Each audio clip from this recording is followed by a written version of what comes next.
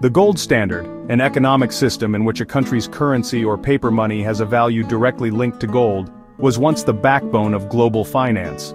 For many years, nations around the world relied on this system to stabilize their economies and ensure the value of their currency. However, as time marched on, changes in economic policies and global dynamics began to challenge the relevance and sustainability of the gold standard. Who's Got the Gold? By Jeff Thomas. In 1971, the U.S. abruptly went off the gold standard and, in making the public announcement, U.S. President Richard Nixon looked into the television camera and said, "We're all Keynesians now." I was a young man at the time and had previously bought gold, albeit on a very small scale. But I recall looking into the face of this delusional man and thinking, this is not good. However, the world at large apparently agreed with Mr. Nixon, and within a few years, the other countries also went off the gold standard, which meant that, from that point on, no currency was backed by anything other than a promise. It didn't take long before countries began playing with their currencies. At one time, the German mark, the French franc, the Italian lire, and the British shilling had all been roughly equivalent in value, and 4 or 5 of any one of them was worth about $1. That had already begun to change prior to 1971, but following the decoupling from gold, the governments of the world really began to see the advantages of expanding and contracting their own currencies against the currencies of other nations. From this point on, a currency note from any country, which was already no more than an IOU, was increasingly degraded to an IOU, an undetermined and fluctuating amount. This fixation with monetary manipulation began much like the 1960s youth's experimentation with drugs, and by the millennium, had morphed into something more akin to heroin addiction. Unfortunately, those who had become the addicts were the national leaders in finance and politics. The future of gold is a topic of considerable debate. As we look ahead, we must consider the various factors that will influence its value and role in the global economy. Well, here we are, in the third decade of the millennium. The party has deteriorated, and is soon to come to a bad end. As we get closer, those of us who have, for many years, predicted an eventual realization that Mr. Keynes and Mr. Nixon were dead wrong, and that the world will once again look to gold, are, at this late date, gaining a bit of traction. We're seeing an increase in the number of people who recognize that all fiat currencies eventually come to an end, and gold will continue to shine. But there are 2 remaining questions that have even the best of prognosticators puzzling. What will the role of gold be in the future? When currencies collapse, will there be an immediate and complete switch to gold? Unlikely. Will further fiat currencies be put forward as solutions to paper money? Almost definitely. Will future currencies be backed by gold? Probably.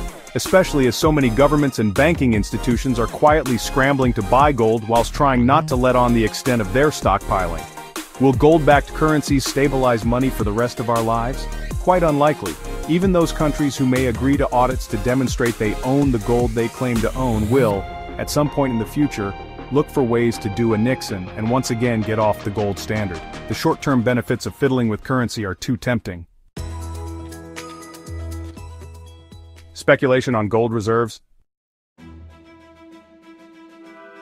Who's got the gold?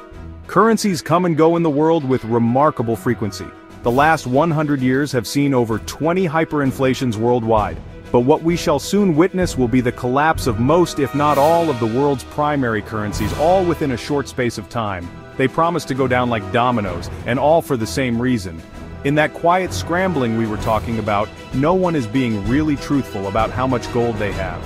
In addition, even between the foremost experts on the subject, and here I refer not to the pundits on television, but to those economists that I personally hold in the highest regard, there is broad speculation as to who holds what. One school of thought has it that although the U.S. has long claimed that it possesses roughly 8,000 tons of gold in Fort Knox, there has not been an audit of Fort Knox since 1959. That's not encouraging. Is it 8,000 tons? 4,000? None?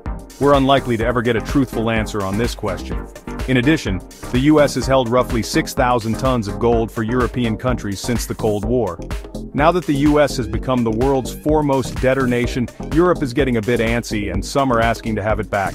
In response, the Federal Reserve has sent European countries a small portion of their gold, but avoids shipping the remainder and denies them even the ability to inspect the remainder in situ. Again, not encouraging. On the other hand, we have equally astute economists, US government insiders, who state that they are fairly certain the gold is there, in both Fort Knox and the Eccles building.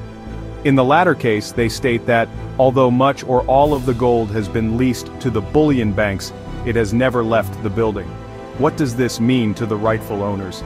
There are multiple legitimate claims on the very same bars of gold. Might the Fed burn the rightful owners, the European nations, and burn the bullion banks?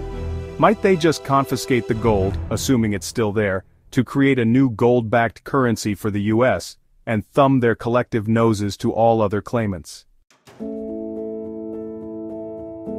And does the People's Bank of China hold roughly 2,500 tons of gold, as has been mooted? Or do they hold 5,000, 10,000, or even more? Certainly it's to their advantage to claim the lowest amount that might be believable at present.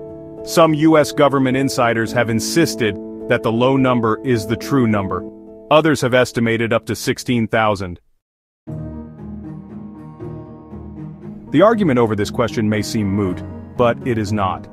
Who has the gold may very well decide which countries will recover from the currency crashes with their skin still on. Whoever holds the most gold will hold the most real wealth, and by extension, gain the most prominent seat at the bargaining table for decades to come. Whether that table will be the IMF, the new AAIB, or any future central economic entity, the future will go to the player with the most metal, as he will be able to create the most currency, in whatever form it may take. Thanks for watching, everyone. If you enjoyed this video, don't forget to give it a thumbs up and subscribe to the channel for more informative content. Hit the notification bell so you never miss an update. Until next time, take care.